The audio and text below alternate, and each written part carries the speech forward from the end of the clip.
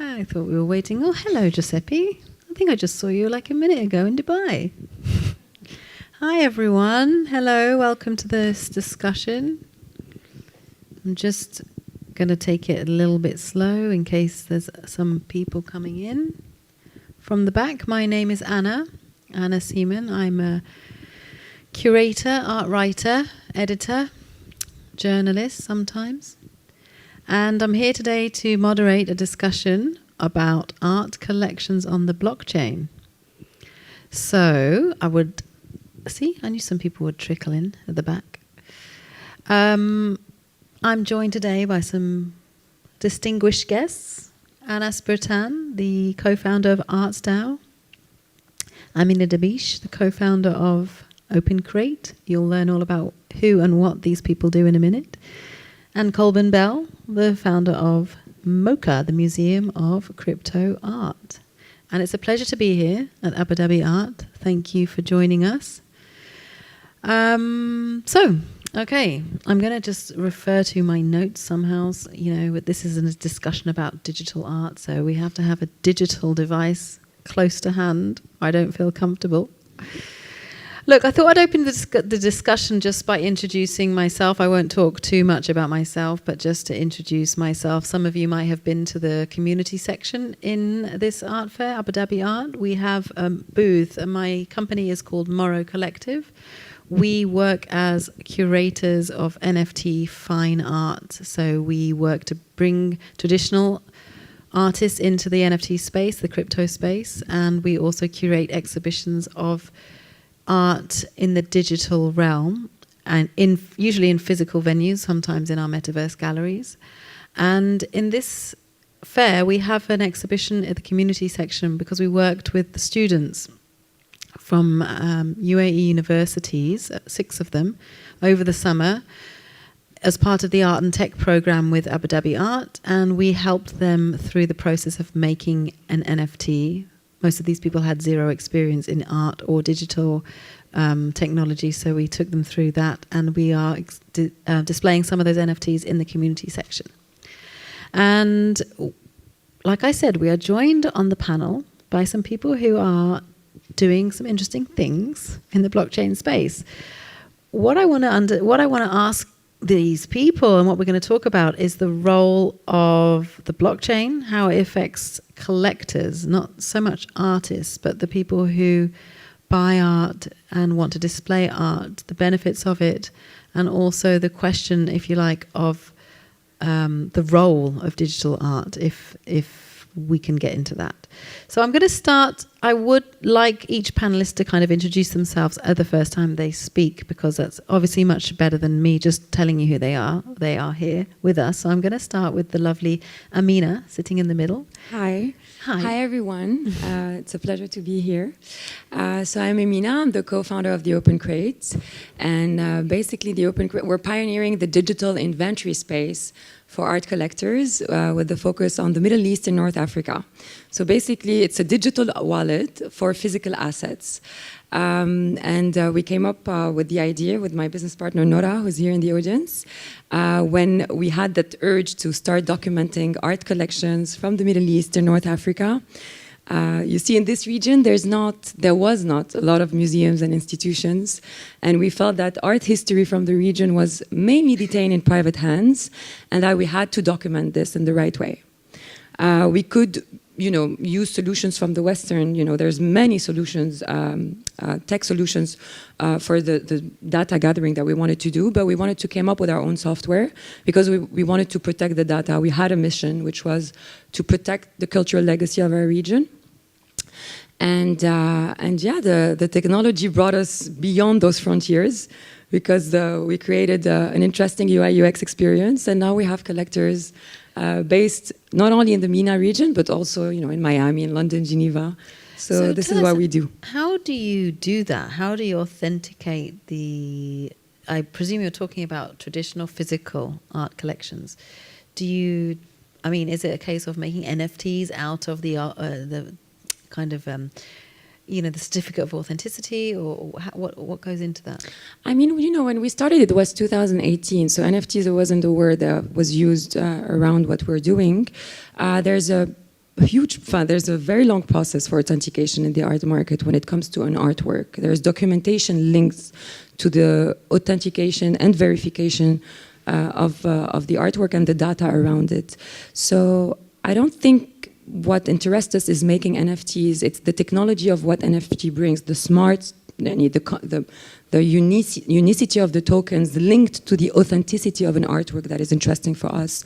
Because what is different on the Open Crate is that the data is not implemented by our users. It's implemented by a team of specialists from the Open Crate, and the data is verified and backed up with documentation and research.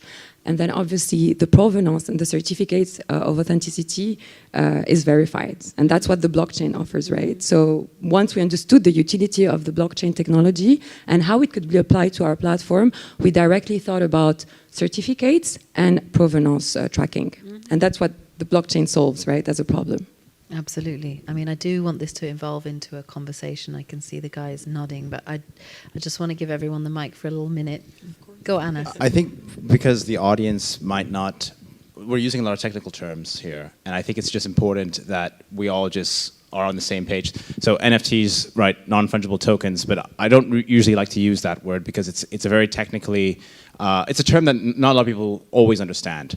So to start off, right, what we're talking about here is digital art, right? And we're talking about being able to trade or creating a marketplace for art that traditionally was not really recognized, right? Digital art in the past, you could not receive title for them because a digital form, let's say a JPEG, an MP4 file, even a music file, an MP3 file, if I have one, I can distribute to hundreds of people.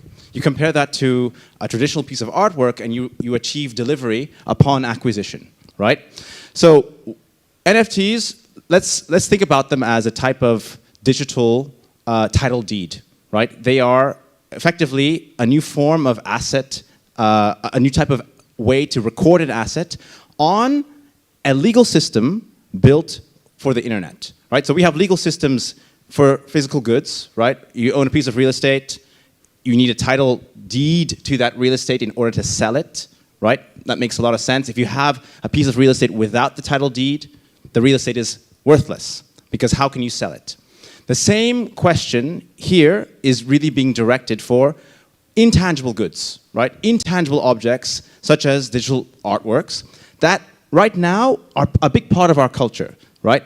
And there must be a way to capture them. And blockchain has been the primary medium from where this technology has enabled a marketplace and an ownership platform through legal rights for internet property rights. So I thought that would be a great way to make sure we're all on the same page. I appreciate that, Anas. Thank you. And it is important to move away from the techie terms in this particular arena because we are talking about the benefits that blockchain can bring and what we don't need to necessarily get into the specifications of NFTs and what they are. Let's bring in Colborn for a minute. Mr. Colborn Bell sitting next to me. You are actually somebody I feel that would, if we're talking about this conversation, so you run an institution called the Museum of Crypto Art. The Museum of Crypto Art is not your typical museum. It is a museum for the now, not a museum of the past. We talked about this in the car and I really wanted you to bring this in. So the question for you is, let's take it back to the position of the art collector. Now, Amina, she's just mentioned that she works with a traditional art collector and helps them to authenticate their collections. Anas, you didn't introduce yourself yet, but Anas works in a digital situation in a community. We will talk about that in a minute. But Colborn, you are, I think, the definition of a futuristic art collector, and you're using your platform to create also this kind of archival moment, or archive the moment, like Amina was talking about, the importance of using blockchain technology to do that. So can you just explain a little bit about what you do and why you think that blockchain is important as a collector, please? Yeah, it's hard to begin to describe what I do, but what I try to do every day is I try to look towards the artists to begin to tell us and examine where we are going in the future, right? So if a traditional museum is generally providing a retrospective look at culture, we are more of a futurist organization. We are a kind of a think tank and research institution for broadly Web3, metaverse, AI, machine learning, VR technology, AR technology. We are using art as an experimental playground to inform where we as humans and society are going as opposed to perhaps where we have been. Okay. So I think it's quite difficult to also define what you do, but I'd like to ask you, as a collector, so you're a collector of digital art, tokenized art, and you do that for reasons of for a greater purpose than just your own interest. Totally. So can you talk about so I began as a crypto investor, crypto entrepreneur. I consider cryptocurrencies to be a future market for ideas and a capital focal point where people can begin to rally around ideas. Now, similarly, it's the artists that kind of have more of the freedom to interrogate who we are, where we're going, to provide mirrors or doors through their arts for us to kind of examine and question who we are and our interconnectedness, whether it be through the web or through the blockchain. So I kind of step away from a artist's individual practice and look kind of towards the whole of the space and organize exhibitions, shows, both IRL and online, that reflect thematic themes of either generally consciousness, humanity, identity, immutability, uncensorability. A lot of the perhaps either the original ideals of the internet, the original ideals of blockchain, and kind of how through market forces those philosophies either get perverted or changed or I'm going somewhere new with my thought process now. I'm going to take us all off script, which I know is really annoying for everyone. But what we're talking about is this like the idea of collecting, right? So our panel is we're talking about art collections on the blockchain. We can talk about the technology that exists to help us to authenticate it.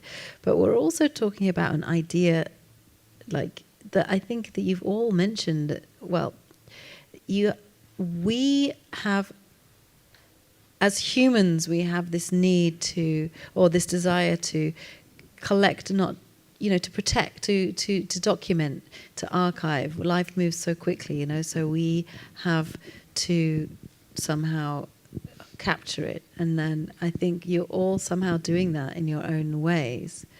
And blockchain really, really helps with that because it gives the transparency, right? So we don't have to worry now about whether or not someone's going to archive it correctly or write it down correctly because we have this digital ledger to do that for us. So now I don't know where I'm going with that question. Okay, I can share a couple bits on collecting. What I like to call these digital collectibles, digital assets. So a little bit about what I do. I run ArtsDAO. We are a community and an investment fund that collects digital art on behalf of the community. So think about a bunch of people who have pooled capital together. We as a community are now buying different types of collectibles on the blockchain for the benefit of the community with the goal of bringing value to those members. So in doing that, we have to assess whether a given piece of art has value, right? And I think that's one of the most important parts of being any kind of collector. I don't believe, I was sharing this with Anna earlier today, that some people believe in collecting art for the sake of the art. My view is people generally collect something because there is some other type of intrinsic value attached to that. That might be, for example, a piece of history, right? If you're picking up a Picasso, or if you're picking up a piece that is a relic from ancient times, that has intrinsic value tied to its history. In crypto and this sort of new world, that also seems to be the case, right? Some of the earliest NFTs or digital collectibles that were issued, such as the CryptoPunks, these were highly sought after because they were some of the first to come out. What's interesting now is the narrative is beginning to change in different types of directions. You have traditional artists and digital artists who are now finding a place where they can issue art in a new medium. Right? Traditional artists might have been tied to physical works, but now can convert their work into a digital format which can trade without the asset having to necessarily be stowed somewhere with insurance. Right? Very valuable art pieces require a vault to be placed into. If you have digital works that do not that can be stored in a vault and they can trade without moving from that vault, you have innovation. We've seen this in the gold industry. I used to be a gold investor back in the day. Buying gold and putting it in your house and then trading it, it's an incredibly tedious process. It's much better to have the gold in one place. And if it's tokenized, the gold doesn't have to move. It can stay, the insurance can stay there, and the transaction volume can occur between folks who own it digitally, right? So this is what I think has been one of the most important pieces of innovation coming out of this space. Some of the stuff that I think I just want to say, people look at the space and think, oh, I see monkey pictures, I see this, I see that. I don't understand what's going on. I see perhaps elements of what looks like scammy activity, etc. I will say on that point that a lot of these things are really nascent right now, right? The issuance of a lot of these tokens were experiments. People did this without expecting anything in return. And these monkey pictures, they were actually sold for pennies before they became hundreds of thousands of dollars afterwards. What's interesting, however, is that's kind of changing now, right? We're starting to see a lot of people, a lot of traditional and serious institutional investors coming into the space. That's led to the collector's element changing, the emergence of super rare, the emergence of foundation, these other types of institutions that are taking artists and curating them into the collector's pool with the view that these are actually high quality artists with brands attached to the works that they're creating, right? So that's very, very interesting. And for us at ArtStyle, we're looking at all of this as a collective. We're buying, we're selling, we're doing all kinds of things to bring highlights to these artists and to also grow the Web3 adoption space out here in the Middle East. Thank you, Anas. I want to ask Amina, what do you think about what Anas was saying? Because the logistical side of things, when you're working in the traditional space, I don't like that word to be honest, but let's say the physical space, it is a hugely important thing when you don't have to transport and ship artworks across the world. And I wondered what you think, because you work with people who are coming from that traditional space, now that they understand blockchain and the technology around it, are they moving more into seeing the value of buying digital tokenized art instead or as well as? Yeah, so most of the collectors I work with, they buy what they love, and they're not specifically inclined to buy something because storage-wise it makes more sense. Okay. And I think the art markets and the blockchain technology is still at super early stage in terms of adoption. And when I go back to actually blockchain and art, I see more people in this field, more people interested in blockchain than in the art itself. So we're still very far from having the traditional art collectors, the traditional art market, really understanding this medium, really also studying what a digital artist means. I think we could compare it to like what internet was in 1993, So let's just wait and see where we're moving towards too. What Anna said makes a lot of sense. There's a lot of companies in the US that started to tokenize physical assets, but then there's a question of ownership. Where do you store that physical artwork? Who owns it? How do you prove it's a real artwork? There's a lot of also opacity in the art market. Mm-hmm. So, but everything he says, I agree with. I think the NFTs has allowed a more democratic art market, that digital artist has always existed, that there's no hierarchy why painting would be more important than digital. It's just finally a way to transfer ownership from a digital creator to a new owner. And I think it's fantastic to just be more inclusive as an art market. I agree with you, Colborn. I know you have a lot to talk about on this because we have talked about this in the past, about this interest in the blockchain more than the actual art. Tell me what you want to say. I'll be quick. I think while the market innovation is important, it's the market innovation that gets all the attention. And I think we all know that using capital to manipulate markets is really kind of the easiest thing that one can do. So a lot of the times the spotlight is shifted away from the actual innovation and the cultural value that is being created by a lot of people who largely remain in the dark because the capital spotlight is not shown on them. Okay, but I do want you to talk a little bit more. You don't have to be as quick as you were, because I really want to hear your thoughts on, look, we're talking about art, number one subject. We're in Abu Dhabi art. The people here are here for the art. And what we've touched upon there, what Amina touched upon actually was, and what you just mentioned was like, yes, the innovation is sometimes more interesting than the product, but actually when we understand that the innovation is a tool to make that product have value or authenticity, then that changes the status. Like we've talked about punks and monkeys, they are investment tools to a certain extent, and I would argue, or there is an argument to say that they are not art for art's sake. And I know that's another discussion, but the Museum of Crypto Art and what you stand for is art without utility, correct? Okay. You got to go there. I would say until perhaps more recently, there has been almost like the cult of the artist, right? These are the figureheads that attract value, that move markets. I think we are moving into a society in which the problems are exponential and they require exponential solutions. And the beauty of crypto art in the beginning was that there was a community of artists who were dreamers, believers, that they could shift the paradigm of creative rights, and they did so in more of a community approach. And because of that, they were able to open the doors for so many more to participate and have access to these rights.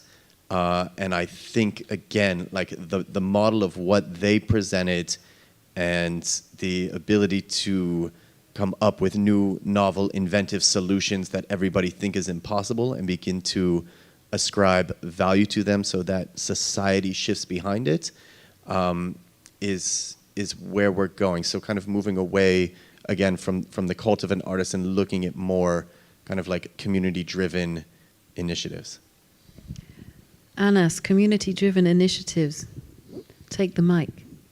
Okay, community-driven initiatives is a very important part of the evolution of art in this space.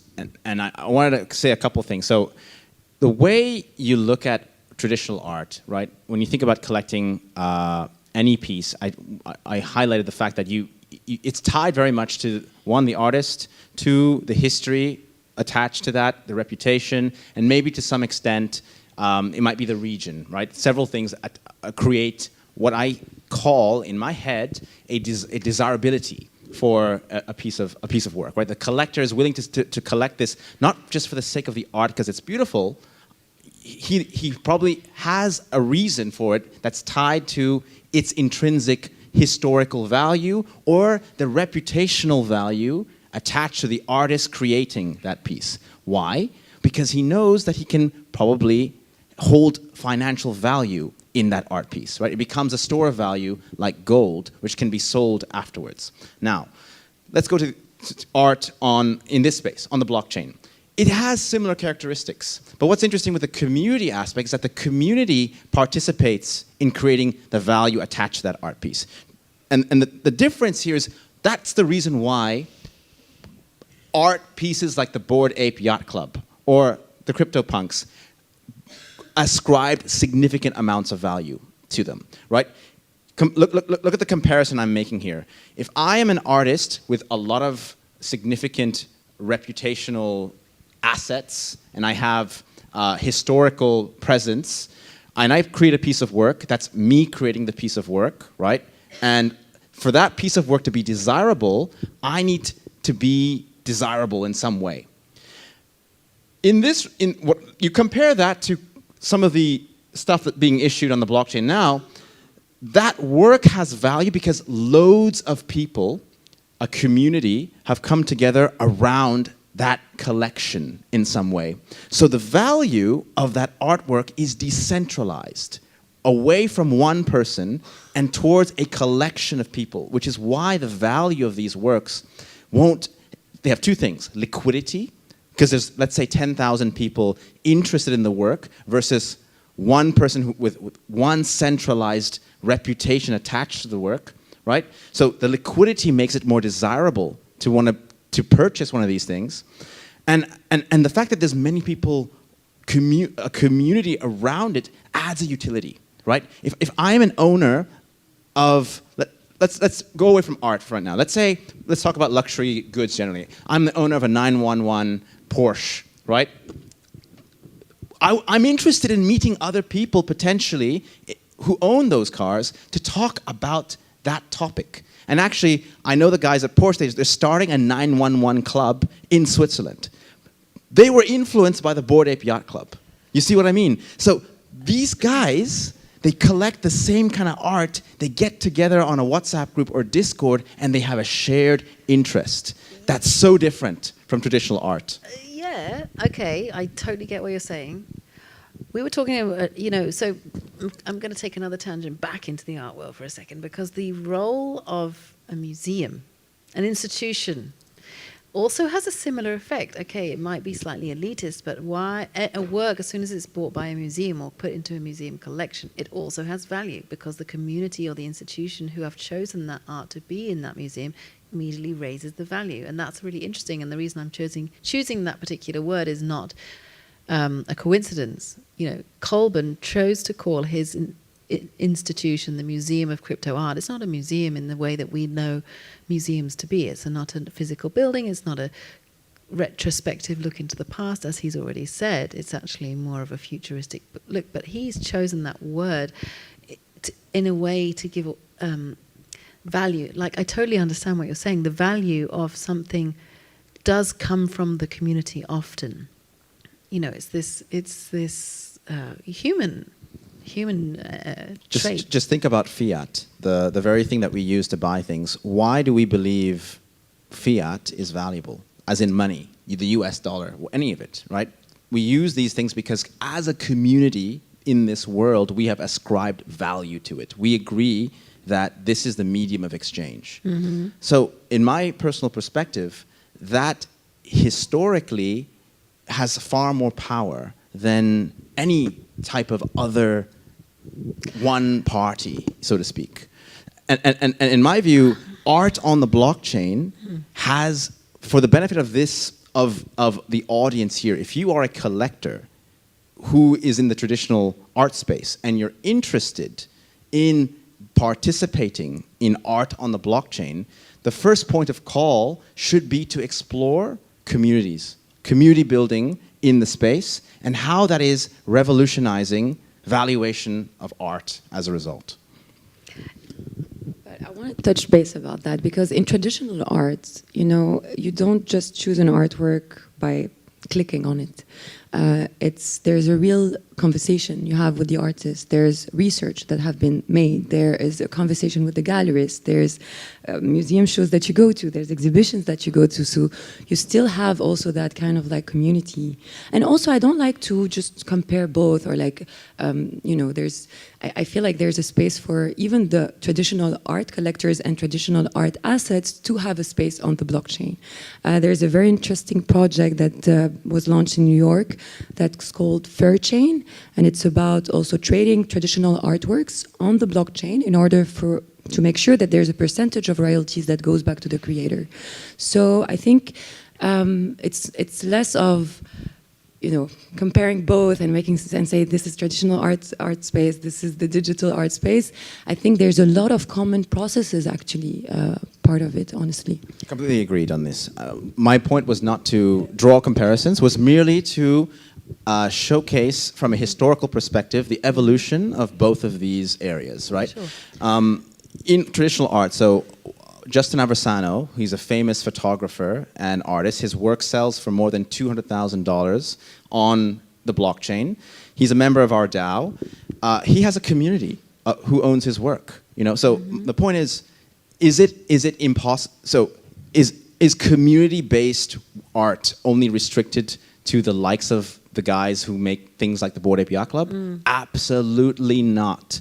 Justin Aversano, when I spoke with him, he actually pitched to ArtsDAO to pick up one of his Twin Flames pieces, which go for minimum floor price is like 60 ETH, which is almost $70,000. He has more than 300 collectors he has in a WhatsApp group who he kind of interacts with all the time. And I'm sure other artists do this. But the point I'm trying to make here is that focus on community. Justin knew, he was early in crypto. He had a punk, he had all these things. He saw all that stuff. But he went out, did his photography, and leveraged that community-based way of thinking into his own collection and did very well as a result.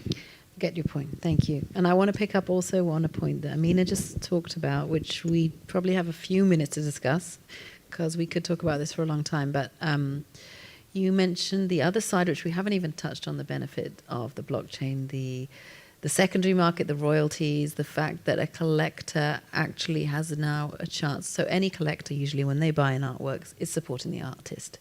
Whether they're doing it for the love of the artist or for an investment or for, that transaction is supporting the artist. But that is usually in traditional where that support ends. On the secondary market, the artist never benefits again. Now, again, for the sake of the audience, I'm not sure how much people know about the blockchain, all these embedded royalties, and I know that the secondary market is it's the reason why, one of the main reasons why the art world is being changed by blockchain technology. And can you expand on that point a little bit, what you were talking about, Amina? I just think also the art world is being changed by technology, full stop. It's a very old market. Yeah. I was saying to Nora when we were doing our research, the fine art has been traded and speculated upon since medieval time. Far, way before stocks and bonds, yet it's so easy for a person to open an app, trade stocks, change their portfolio, invest in that, whether for art or like watches or any physical assets. We're so far away from that. It's so new to them, even to digitize a collection. So just wanted to touch base about that. It's not even the blockchain technology that it's new to the art market. It's the technology. It's the way we trade art. It's the way we interact with art. It's the way we collect art that is being disrupted right now. But to go back to the royalties, certain countries have rights for artists, like the UK. So whenever you buy an Anthony Gormley at auction, at Christie's or Sotheby's, this is a public sale. It's a secondary market. There's a percentage that goes back automatically to the artist. In other countries, for example, in Africa, where now there's a huge speculation around those artists, he sells his artwork at $5,000, and then the artist is resold at, in private hands or in galleries at $100,000 on the secondary markets. The creator doesn't receive anything from those secondary sales. And the blockchain technology is solving that issue into making sure that the creator always receives backs whenever the work is traded. And I think it's extremely important, especially for emerging markets where the law around creativity and culture is not as sophisticated as other countries.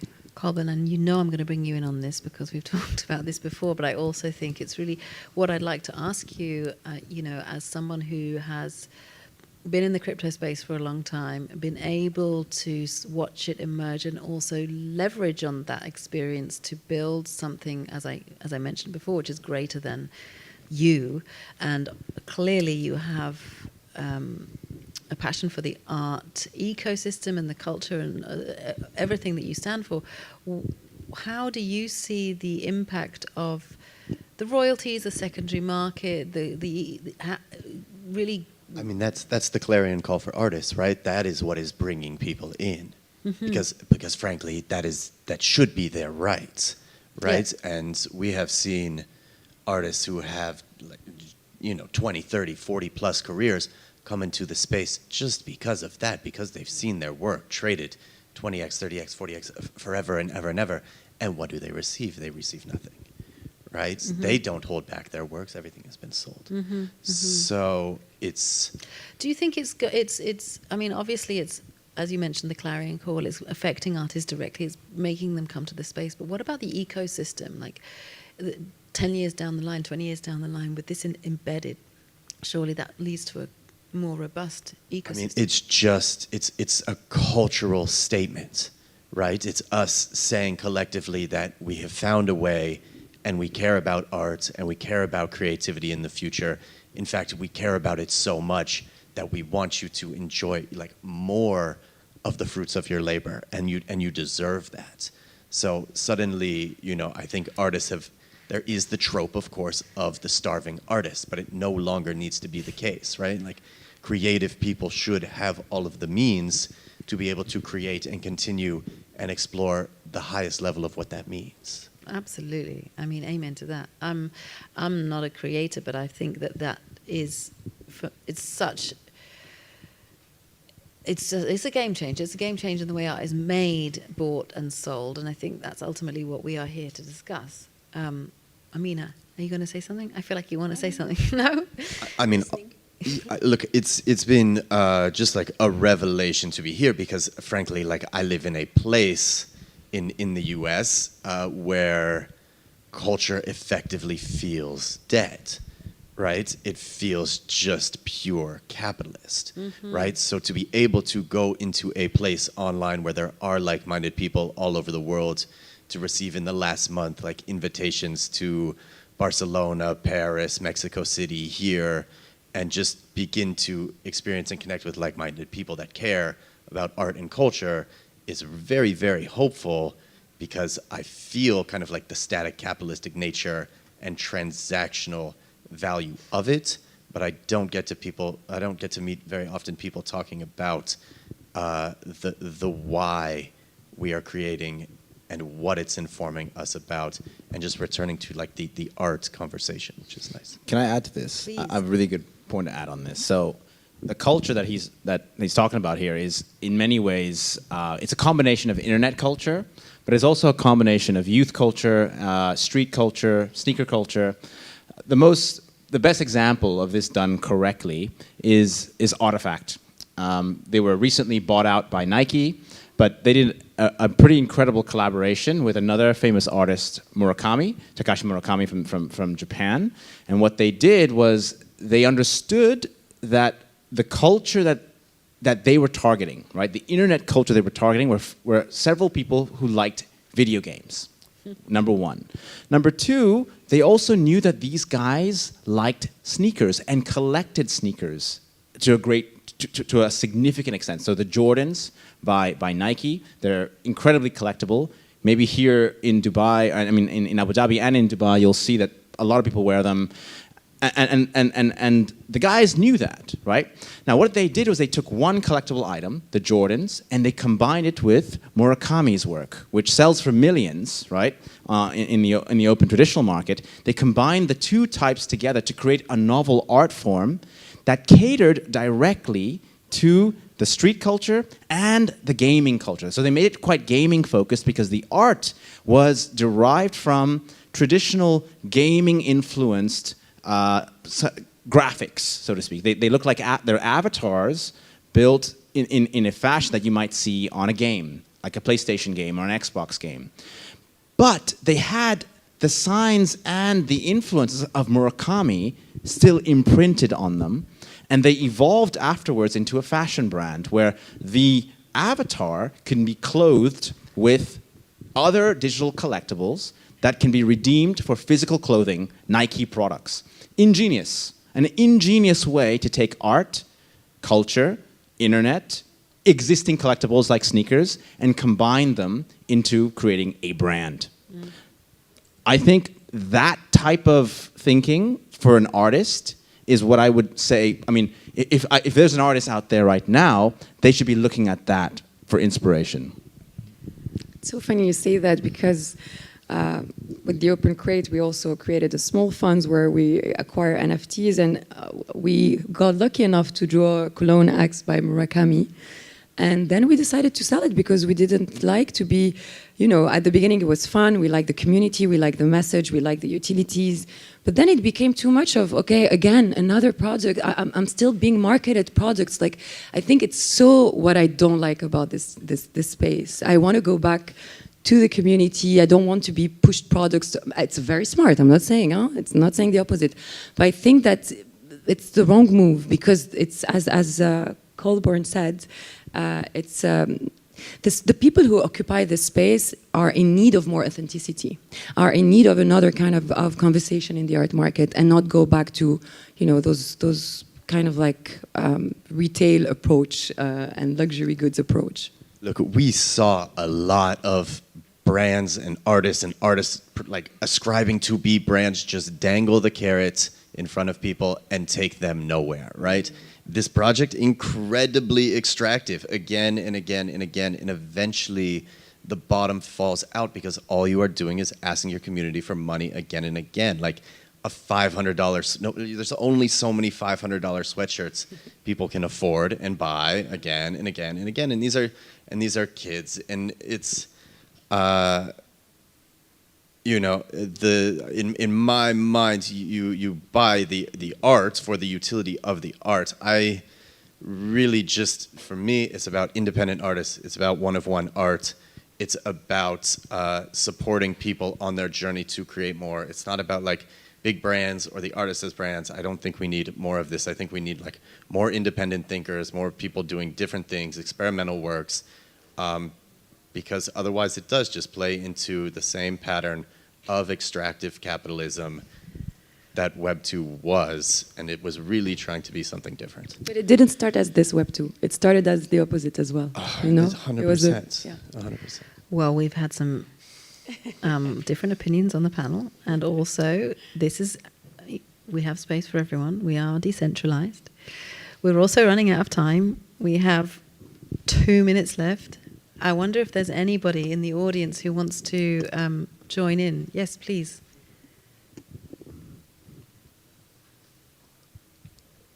Hi. Thank Hello. you very much. Is it working? I'm not sure. Yep. If it's, yeah.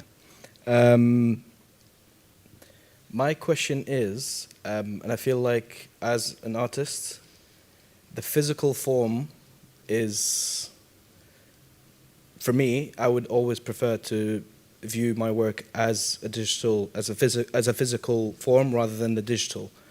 With the NFTs coming into the arts, the one thing is that it creates, for example, if I sell a painting, if it views within a gallery, it brings in people will come in and see it and everything. Whereas the NFT, if I sell it as an NFT, one person will have that. And then it's up to them whether they view it somewhere else or not. And then it feels more like a currency that's in your pocket rather than the actual art, as what art is essentially is to inspire communities. And the other thing is I feel like art used to be an elite, basically a closed-off group, and just now it became more about the community and people getting involved. And then with the NFT coming in, I feel like I wouldn't say it's more tech-savvy people that would actually understand it, but a lot of artists out there, and the majority of, for example, let's say out of 10 million, 500,000 will understand how NFT works. And take, for example, it's in our hall right now, only some of us are here to try and understand it, whereas the majority don't understand it. And is there a way to actually get people more into the NFTs? Yeah, I know it's a lot of questions and a lot of points. Okay. Can I answer the first part of it? Yeah, I was just going to ask the gentleman if you had anyone who particularly wanted to answer your question on the panel or respond. To be honest, I'm not against NFTs. I'm just trying to understand it, but from what I've heard and from the research that I've done, it feels more as a digital form, and it feels more as a currency I have a that's lot in a to say wallet personally on this, somewhere. but I will let you take the mic, Anas. I'm just going to just one part of it. Okay, I'm speaking now not to answer the latter part, just the first part, which is about you mentioned NFTs as an art form. So a little bit about me. I used to be a lawyer. I used to practice law for 5-6 years, and I did a lot of stuff across multiple transactions. And so when I look at NFTs, and whenever I speak to anybody, I always say NFTs are a medium. They are a type of legal product, so to speak. So we should not see NFTs as art. NFTs is a medium for legally, in a way, capturing an intangible asset. So if you think about it, in this world now, right, I always like to use the example of real estate. You have various different types of developers in this world, in Dubai. You have Emaar, you've got Damak, you've got all kinds of developers. In a way, these developers can be kind of, they're akin to the artists right now, right? Those guys are building and creating stuff, but they are legally put together through property rights, right? Those property rights, the equivalent in our space are NFTs. Simple as that. Now, what's the issue is there are certain developers on this NFT platform that are maybe not doing always a great job. They're maybe tarnishing the view of this technology in some way, and that speaks to the second part of your question, which I won't answer. I'll let when you guys take that one. I mean, I could speak personally quite a lot about the elite that you mentioned, and It feels like, because paintings, it's, for example, if you want to buy a Picasso, not anyone can buy a Picasso or a Rothko, or paintings of the past, basically like major works. Mm-hmm. So, because it's millions, so it feels like more of a closed-off kind of environment, whereas now, like in the art fair here in Abu Dhabi Art, anyone can walk in and buy a painting, which is great. But I feel like with the NFTs, it's I don't mean the tech-savvy art elite, but it's only who would understand it or who would actually have the courage to go into the NFTs and the collector markets. I mean, do you want to talk about this? I'm supposed to be the moderator. But do you think that would limit the potential of NFTs in the future? Because okay, I'm going to have to answer. Sorry, I can't hold it in. First of all, I totally agree with you. The traditional art world is an elitist structure and still is, not just in terms of the price, in terms of the language used, in terms of the art fairs, the galleries. Everyone who has access to this world is a certain percentage of the population, and I think intellectually, people often find themselves frozen out. I'm a writer. I found that when I entered the art world, why are people using this language? It's not at all attractive to people. It makes them feel stupid, and I totally agree with you, but I also disagree with you when you say that you feel the same pattern is emerging with the so-called NFT world. Yes, there are a small percentage of people in the world who even really understand how blockchain technology works, and that percentage is tiny. As Amina mentioned, I'm not sure if it was actually in this panel or before, but we are still in the very, very early days. So yes, there is a certain element of distance between people who feel comfortable talking about NFTs, digital technology, blockchain, people who are willing to actually make the leap to buy one. There is distance, but I do not think it is elitist at all. It's actually the opposite. And I think because we're on this adoption curve, we're still at the beginning. Once people really understand that the change that blockchain technology can bring to the way we operate or the art world operates, it will be the opposite to an elitist art market. And I would say to you as a creator, don't change what you're doing. Don't change if you are a painter. Don't decide that you're going to become a digital filmmaker, or because you think that you can make more money from that. Never do that. But explore it. But the but was coming. The but was coming. That it is part of your world, so you need to embrace it, and not just because it's coming, but because it's there. Because actually, part of what I do is I work with creative people to let them understand how much more they can do if they don't feel intimidated or scared by something new. Everybody rejects something new when it comes to their path. When I first heard about NFTs, I was like, I'm not going to do that. But that's because that's a human like if we don't understand something, we reject it. But it's here, it's coming, and I just want to separate. Maybe I'm wrong to just condense everything you said into two things, but separate the word elitist from those two things, because there's one way and there's another way. There's Web 2 and there's Web 3. There's the traditional way and there's the decentralized way, and that's my opinion. I have to say that. By just a clarification, by the elite, I didn't mean that the NFTs is an elite becoming another elite. Okay. My point is that a different form of limitation in terms of wider audience.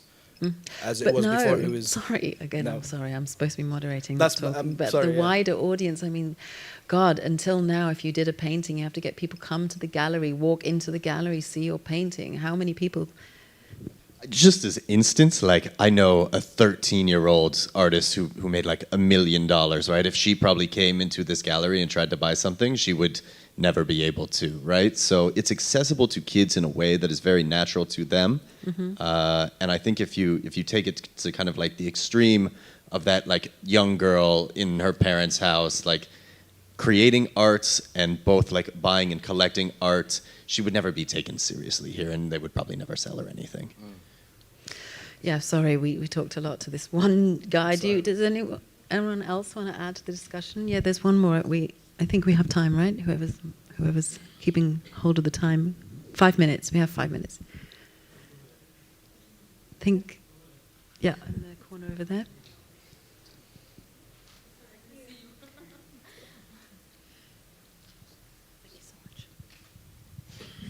Thank you so much for this panel. Honestly, I've been waiting for a long time for somebody to initiate this conversation here. And I hope it's the first out of many, because as you said, this is here, this is to stay. And my question's actually to the four of you. I've been reading quite a lot recently on the environmental footprint of blockchain. And as a matter of fact, one of the artworks here in Abu Dhabi Art mentioned that minting one NFT is equivalent to commuting via an electric vehicle for a week and a half. So as individuals and as entities involved in NFT and blockchain, I would like to hear your views on this topic environmentally, please. Yeah, okay. A lot of misinformation, a lot of intentional misinformation, right? So one, Ethereum just transitioned to proof of stake. So where it was proof of work before, proof of work is what is a consensus mechanism which requires intensive processing power, which uses a lot of electricity. Bitcoin operates on proof of work. Ethereum is now proof of stake, so the previous energy that it used to use is now reduced by 99.5% or whatever it is. So that's very good to know. Yes. Most modern blockchains now are very low energy use. And then in the instance of Bitcoin, right, which is a proof of work chain, there is the only input is, of course, energy, so there is an incredible incentive to use renewable energy sources, which is why you see them using a lot of hydroelectric, and there is like gas flare capture. So it is actually, in my opinion, driving renewable energy research, and like is it's not like people are just like burning gas or coal to like mine Bitcoin, yeah, or to make art. And regardless, it is never a direct effect of the artist that is creating it. These networks are running independently of your transaction or not. They will burn the same amount whether you put a transaction there or not, which is hard to kind of conceptually understand, but it is true that they are just operating in the background.